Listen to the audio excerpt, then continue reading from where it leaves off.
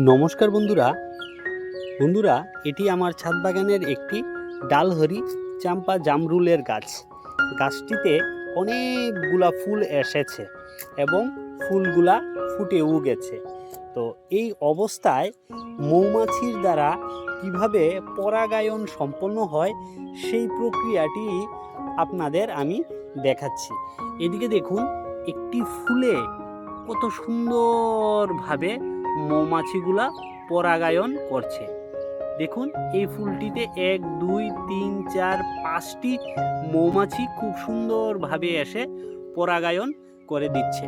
এবং এদিকেও দেখুন, এই ফুলগুলাতে অনেকগুলা মৌমাছি পরাগায়ন করছে।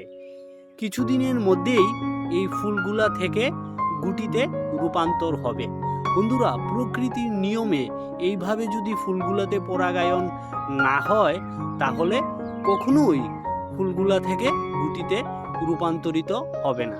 তার জন্য দেখুন, মৌমাছিরা কত সুন্দরভাবে পরাগায়ন ফুলগুলার মধ্যে করে দিয়েছে। তো বন্ধুরা, এটি আমার ছাদ বাগানের 1 বছরের একটি গাছ।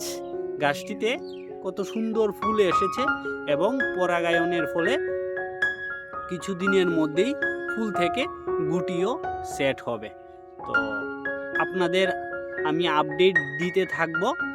তো ভিডিওটি যদি ভালো লেগে থাকে তাহলে একটি লাইক দিয়ে চ্যানেলটিকে সাবস্ক্রাইব করে পাশে থাকার অনুরোধ রইল। সবাই ভালো থাকবেন, সুস্থ থাকবেন। ধন্যবাদ।